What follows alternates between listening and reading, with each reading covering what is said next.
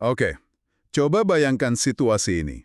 Bulan Mei tahun 2026, di perairan Laut Cina Selatan, puluhan kapal perang dari Cina dan Amerika Serikat saling bermanuver. Dan jaraknya itu, ya sangat berbahaya. Iya, suasananya benar-benar tegang kan? Bener banget. Di Washington, rentetan sanksi ekonomi baru saja dijatuhkan ke perusahaan-perusahaan teknologi dan satelit. Terus kalau Anda buka televisi atau media sosial, narasinya seragam semua. Dunia sedang menahan napas. Ibaratnya, kita lagi di ambang Perang Dunia Ketiga. Tapi ada satu kejadian yang sangat bertolak belakang dengan narasi itu. Nah, itu dia. Di saat yang sama, sebuah pesawat mendarat di Beijing. Dan siapa yang turun dari pesawat itu sama sekali tidak mencerminkan negara yang lagi siap-siap perang. Sama sekali bukan delegasi militer biasa ya. Bukan. Kita bicara tentang delegasi dengan total nilai kekayaan perusahaan mencapai lebih dari 12 triliun dolar AS. Triliun loh ya.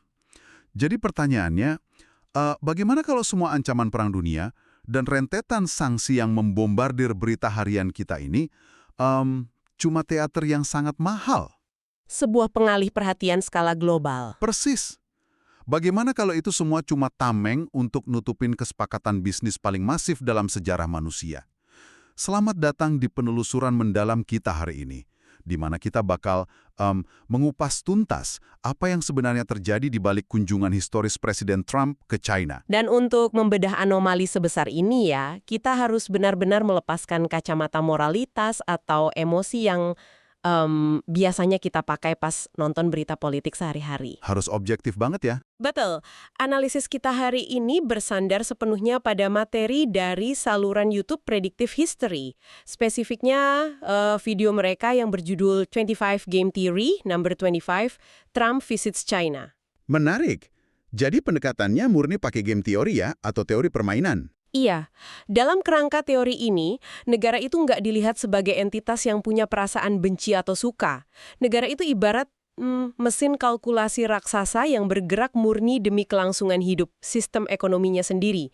Nggak ada urusan sama yang namanya moral. Oke, mari kita bedah ini pelan-pelan. Kita mulai dari anomali pertama yang menurut saya paling mencolok. Kunjungan Presiden AS ke China setelah 9 tahun absen ini, daftar penumpangnya bikin saya sedikit mengerutkan kening. Memang, daftarnya sangat tidak biasa untuk sebuah krisis geopolitik. Kan logikanya gini. Oke, ada Presiden Trump, keluarganya seperti Eric dan Lara, terus ada Menteri Perang Peter Hegseth. Itu standar.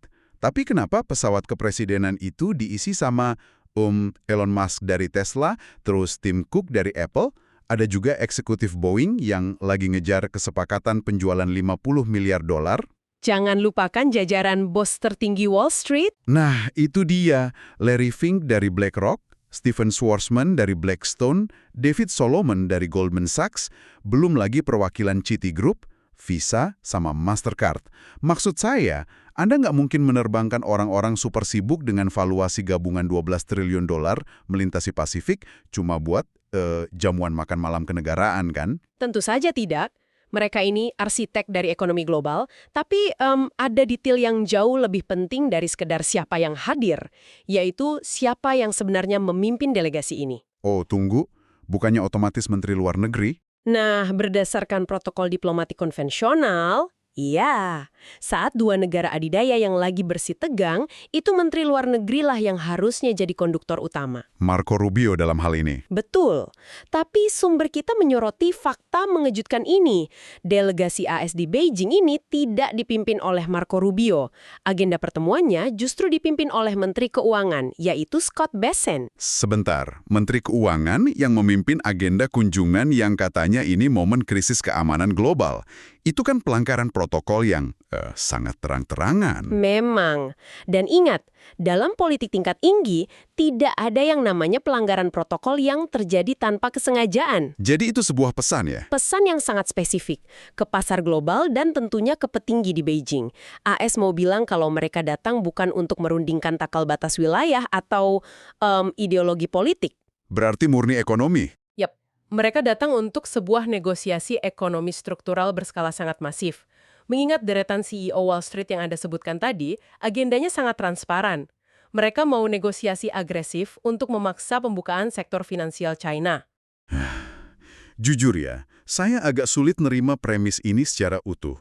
Maksudnya, kalau ini semata-mata soal bisnis dan uang triliunan dolar, gimana Anda menjelaskan semua ledakan konflik yang terjadi beberapa minggu terakhir? Ledakan yang di media itu ya? Iya, kan berita yang saya baca nggak nunjukin tanda-tanda kompromi sama sekali. Misalnya, Cina baru aja ngeblokir perusahaan AI bernama Manis, karena Mark Zuckerberg mau beli perusahaan itu. Terus Amerika ngejatuhin sanksi keras ke perusahaan satelit dan kilang minyak Cina yang berbisnis sama Iran. Dan China balas dendam juga kan? Betul, Sam. China membalas pakai bunking order ekstrim, yang intinya ngehukum warga negaranya sendiri kalau mereka berani mematuhi sanksi Amerika. Belum lagi yang di Filipina. AS latihan perang? China malah ngirim 28 kapal perangnya buat ngepung sekutu AS di sana. Kesannya seperti siap perang besok ya? Nah, itu poin saya. Kalau target akhirnya cuma jabat tangan senilai triliunan dolar, kenapa harus ada lempar piring sebesar ini di depan publik? Apa ini cuma sekedar gangguan panggung?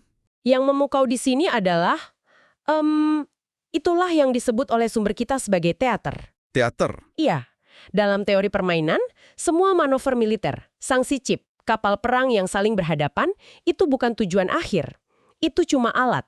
Alat untuk apa? Untuk menaikkan posisi tawar atau leverage, persis sebelum mereka duduk di meja perundingan. Mari kita ambil contoh kasus sanksi Iran yang Anda sebutkan tadi. Oke, gimana tuh? Di permukaan, media kan sibuk menggambarin kalau China ini lagi ngebentuk poros kekuatan baru dengan Rusia dan Iran buat ngelawan Barat. Tapi, coba perhatikan apa yang terjadi di balik layar. Ada kejadian yang nggak masuk berita utama? Ada. Waktu Menteri Luar Negeri Iran, Araghchi, pergi keliling cari dukungan, pertama dia ke Moskow. Di sana, Presiden Putin nyempetin waktu 90 menit penuh untuk bertatap muka langsung sama dia. 90 menit itu sinyal dukungan penuh dari kepala negara. Sangat jelas. Tapi pas Araghchi terbang ke Beijing untuk cari dukungan yang sama, Jangan bilang dia dicuekin. dia disambut tapi cuma sama rekan sejawatnya, yaitu Menteri Luar Negeri Wang. Tidak ada karpet merah dari Presiden Xi. Tidak ada pertemuan tingkat tinggi sama sekali. Oh, wow. Jadi narasi poros anti-barat itu cuma retorika kosong. China sebenarnya jaga jarak dari Iran. Secara strategis, iya, Cina tahu betul kalau kelangsungan hidup mesin ekonomi mereka itu sama sekali nggak bergantung pada Teheran, nggak juga pada Moskow. Urat nadi mereka terhubungnya ke Washington. Tepat sekali. Semua ketegangan, sanksi, dan kapal perang tadi, itu cuma cara masing-masing pihak mastiin mereka punya cukup banyak kartu buat ditukar. Khususnya pas Scott Bessent dan para eksekutif Wall Street tadi ngebuka koper mereka di Beijing. Oke, ini memunculkan pertanyaan yang jauh lebih mendasar buat saya. Kenapa urat nadi ekonomi Cina sebegitu terikatnya sama AS? Maksud saya mereka itu pabrik dunia loh. Mereka punya segalanya secara manufaktur. Nah, untuk paham ini, sumber dari prediktif history ngajak kita mundur lumayan jauh, ke tahun 1971. Ada peristiwa yang disebut Nixon Shock. Nixon Shock? Iya, ini adalah fondasi dari seluruh realitas ekonomi kita hari ini. Di tahun 71 itu, Amerika Serikat secara sepihak ngebongkar sistem keuangan global. Mereka melepaskan nilai mata uang dolar dari cadangan emas murni. Bentar. Berarti sejak saat itu, uang kertas dolar AS itu secara harfiah nggak di-backup sama benda fisik apapun. Cuma modal janji dan kepercayaan. 100% betul. Dan secara teori ekonomi, saat sebuah negara mencetak uang fiat yang nggak didukung emas, mata uang itu biasanya bakal cepat jadi kertas rongsokan yang nggak ada nilainya. Kecuali? Kecuali, negara itu bisa menciptakan permintaan buatan yang masif di seluruh dunia. Sehingga semua orang, entah gimana caranya, tetap butuh kertas tersebut. Nah, AS ngelakuin 2 manuver brilian buat nyiptain permintaan ini. Manuver pertamanya apa? Mereka neken Timur Tengah untuk cuma mau ngejual minyak pakai dolar. Inilah awal mula lahirnya petrodolar. Karena tiap negara butuh minyak, ya tiap negara terpaksa harus nyari dolar AS. Masuk akal. Terus manuver keduanya? Ini pasti ada hubungannya sama China. Betul. Manuver kedua ini ngelibatin kunjungan Richard Nixon ke China di tahun 72. Buku sejarah sekolah kan selalu ngajarin kalau itu cuma taktik diplomasi AS buat mecah blok komunis.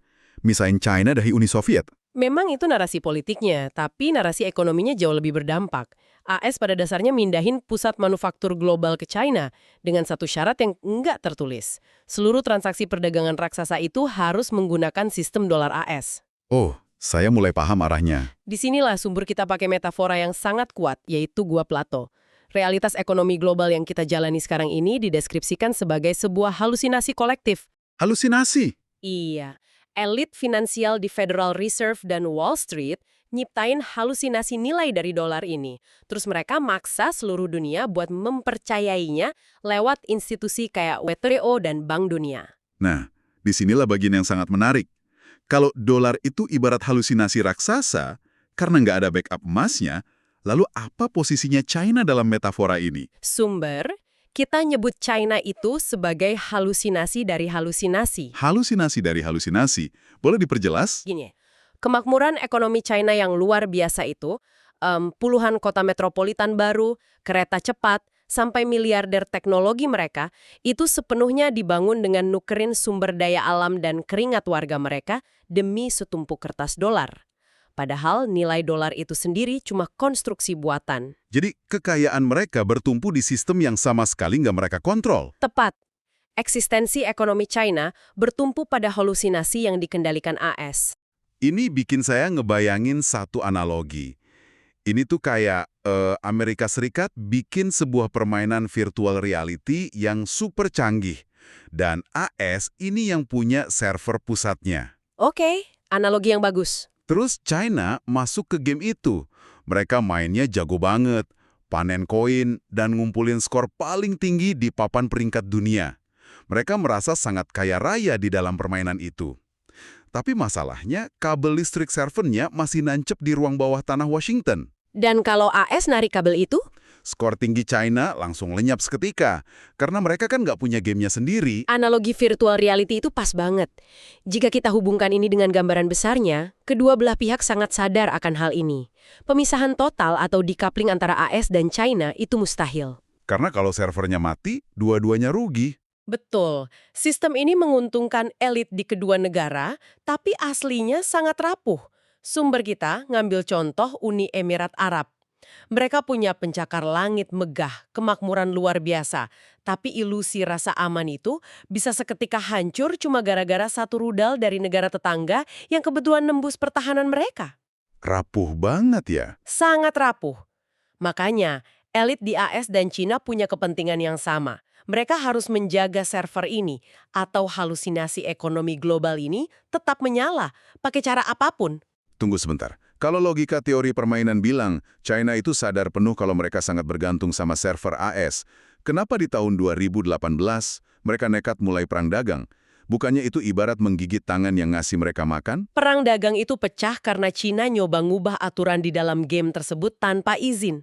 Ngubah aturan gimana maksudnya? Gini, waktu China diizinin masuk ke Organisasi Perdagangan Dunia atau WTO di tahun 99, itu bukan tiket gratis. Mereka ada janji reformasi. Pertama, mereka harus ngelindungin kekayaan intelektual milik asing. Kedua, mereka harus ngebuka sektor finansial mereka biar uang bisa ngalir bebas. Dan kenyataannya? Selama 2 dekade, mereka ngelanggar janji itu. Oh, kalau soal pencurian kekayaan intelektual sih memang lumayan kentara ya. Kita ingat banget gimana Huawei dulu dituduh secara agresif ngambil teknologi inti dari Apple dan perusahaan AS lainnya. Terus mereka produksi perangkat yang lebih murah, dominasi pasar, sampai akhirnya AS nampar mereka pakai sanksi berat. Iya, itu contoh di ranah teknologi. Tapi yang paling bikin marah Washington itu penolakan China buat ngebuka sektor finansialnya. Kenapa China sampai nolak keras soal itu? Nah, alasannya sangat logis dari sudut pandang Beijing. Kalau mereka buka pintu finansialnya, seluruh kelemahan struktural mereka bakal terekspos. Dan modal bakal terbang keluar dari negara itu dalam semalam. Nah, mari kita bahas soal kelemahan struktural itu. Dari luar, dari berita yang kita lihat, China itu terkesan kayak raksasa yang nggak bisa ditembus. Tapi sumber yang kita bedah hari ini justru memaparin data yang sangat kontras. China sebenarnya punya kerentanan tersembunyi yang sangat besar. Berdasarkan materi sumber kita, kerentanan pertamanya itu soal energi kan? Betul. Mesin manufaktur China ternyata sangat tidak efisien. Untuk ngasilin tingkat produksi yang sama dengan AS, pabrik-pabrik di China itu harus ngebakar energi 2 kali lipat lebih banyak. Mereka sangat-sangat bergantung sama impor energi. Itu kerentanan pertama. Nah, kerentanan kedua ini yang menurut saya paling bikin geleng-geleng kepala. Ini soal apa yang terjadi pada warganya sendiri. Kepercayaan konsumen mereka ya. Iya, masyarakat Cina saat ini, menurut data sumber kita, lagi dalam kondisi ketakutan secara ekonomi. Kepercayaan konsumen hancur pasca COVID. Dan buktinya, orang-orang biasa di sana itu sekarang nabung sampai 40% dari pendapatan mereka. 40% uang tabungan yang mengendap di sebuah ekonomi besar itu adalah indikator kepanikan yang nyata. Kenapa bisa begitu? Karena warganya cemas akan masa depan. Ketika warga berhenti belanja dan milih ngunci uang mereka di bank-bank lokal dengan sistem tertutup, roda perputaran ekonomi internal mereka melambat drastis. Dan ironisnya, di sisi lain, negara mereka pakai lebih banyak semen dalam 3 tahun dibanding AS dalam 100 tahun. Ini kedengarannya kayak balon raksasa yang siap meletus ya. Lebih gila lagi kalau kita lihat tingkah laku orang kayanya. Anda punya kelas menengah yang ketakutan dan nabung, tapi di saat yang sama terjadi pelarian modal atau capital flight secara besar-besaran. Seberapa besar pelarian modalnya? Sumber kita mencatat ada selisih sekitar 500 miliar dolar per tahun antara laporan resmi perdagangan dengan saldo aktual uang yang ada. Tunggu, 500 miliar dolar setahun. Gimana ceritanya uang sebanyak itu bisa ngilang dari radar? Lewat manipulasi faktur perdagangan. Itu dasarnya adalah pencucian uang skala industri. Boleh kasih contoh sederhananya? Gini, sebuah perusahaan di China ngekspor barang senilai 1 juta dolar. Tapi di dokumen resmi, mereka laporinnya cuma 500 ribu dolar. Sisa uangnya nggak pernah balik ke China. Uang itu diam-diam diparkir di sistem finansial barat. Oh, dibelikan properti atau aset di Amerika atau Eropa gitu. Tepat. Pelarian modal $500 triliun per tahun ini jadi bukti nyata. Bahkan para elit China sendiri nggak percaya kekayaan mereka aman kalau disimpan di dalam negeri. Berarti ini jelas banget ya. Negaranya boros energi, warganya ketakutan buat belanja, dan uang para elitnya terus ngalir keluar secara ilegal. Pantes aja mereka sadar nggak bisa menang lawan AS. Dan itulah akar penyebab kenapa China terdesak untuk nyerah sama tuntutan AS. Pertanyaannya sekarang, apa bentuk kesepakatan atau hukuman yang menguntungkan AS? Nah, ini dia. Kalau China posisinya separah itu, dan Wall Street terbang bawa 12 triliun dolar buat mendikte syarat-syaratnya, mari kita bongkar anatomi dari Grand Bargain atau kesepakatan raksasa ini. Apa yang sebenarnya dicari sama Amerika? Amerika punya satu masalah eksistensial yang ngancam stabilitas mereka dari dalam, yaitu utang nasional. Masalah klasik ya. Tapi seberapa parah kondisinya di skenario tahun 2026 ini? Sangat parah. AS numpuk utang sampai 39 triliun dolar. Dan dengan suku bunga di kisaran 5%, pemerintah AS itu harus nyari 2 triliun dolar tiap tahunnya cuma buat bayar bunganya doang. 2 triliun cuma buat bunga. Iya, secara matematis, sistem itu bakal kolaps. Solusi satu-satunya adalah lewat apa yang disebut represi finansial. Represi finansial. Oke, istilah ini kedengarannya sangat teknis dan sejujurnya lumayan menakutkan. Tolong jelaskan mekanismenya.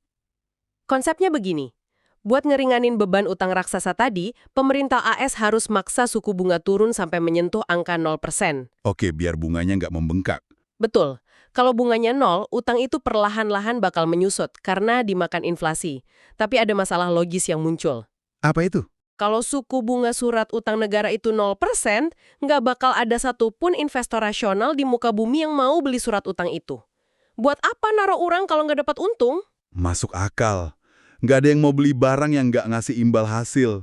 Jadi pemerintah AS harus nemuin cara buat memaksa suatu pihak untuk ngebeli surat utang tak berharga tersebut, tanpa pihak itu menyadarinya. Dan dari materi sumber kita, disinilah letak inovasi yang jenius sekaligus mengerikan itu terjadi kan?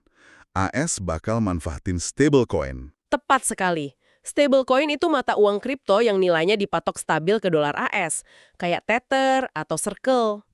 Mekanismenya gimana tuh biar bisa maksa orang beli utang? Sangat rapi. Lewat undang-undang baru yang didorong di AS, seperti Genius Act dan Clarity Act, pemerintah pada dasarnya ngewajibin perusahaan penerbit stablecoin ini, mereka wajib membackup setiap token digital yang mereka jual ke publik dengan surat utang pemerintah AS. Oh wow, biar saya rangkai ini sama data yang kita bahas sebelumnya. Ingat soal 40% tabungan warga Cina yang lagi panik tadi? Nah, itu dia kunci dari semuanya. Jadi pas raksasa kayak BlackRock dan Apple diizinin masuk lebih dalam ke pasar finansial Cina setelah kunjungan Trump ini, mereka bakal ngebukain akses.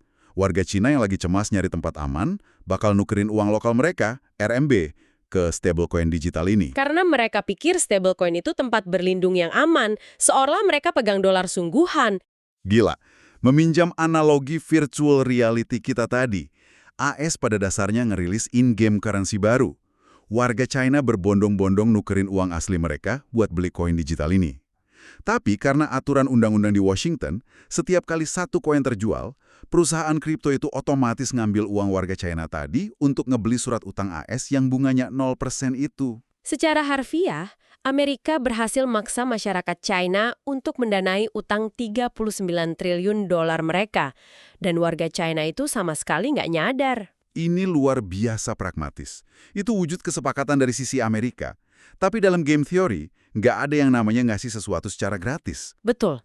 China jelas nggak bakal biarin uang tabungan rakyatnya disedot gitu aja kalau mereka nggak dapat imbalan yang setimpal buat kelangsungan hidup mesin mereka sendiri. Lalu apa bartirnya? Kalau AS dapat pendanaan utang gratis, apa yang dikasih pesawat kepresidenan itu ke pihak Beijing? Dua hal krusial, energi dan teknologi. Seperti yang kita diskusikan tadi, manufaktur China sangat boros energi. Mereka butuh banget kepastian pasokan minyak buat jangka panjang. Dan dari mana mereka dapat itu? Dari Venezuela. Disinilah geopolitik jadi sangat pragmatis. AS bakal ngasih lampu hijau atau bahkan bantuin fasilitasi biar China dapat pasokan energi murah tanpa batas dari Venezuela. Padahal Venezuela kan selama ini musuh AS. Nah, sumber kita menyoroti prediksi yang ekstrim. Di era Trump ini, AS mungkin bakal mengontrol penuh Venezuela.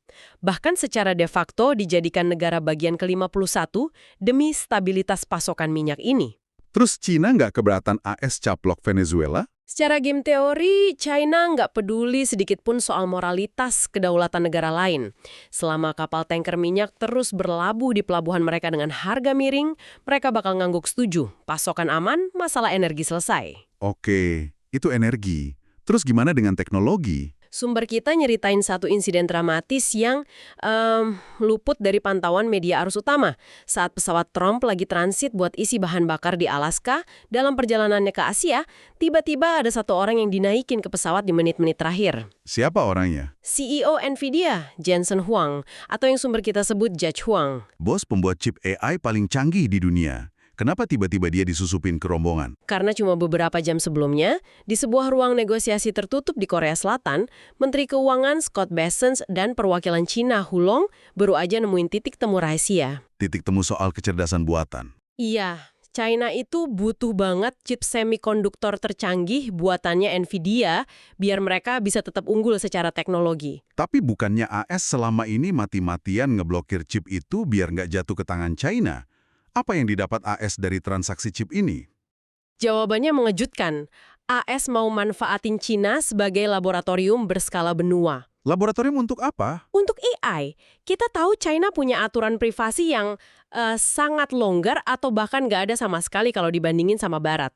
Jadi AS ngizinin chip itu masuk dengan syarat perusahaan teknologi elit AS bisa melatih sistem pengawasan AI paling canggih mereka langsung pakai data populasi warga China. Ya ampun. Jadi ini pertukaran perangkat keras demi dapat set data pengawasan tanpa batas. Ini memunculkan satu pertanyaan penting kan? Semuanya murni soal simbiosis strategis. AS dapat data, China dapat mesin yang menyala. Oke, semuanya terdengar sangat rapi dan saling menguntungkan buat dua elit adidaya ini.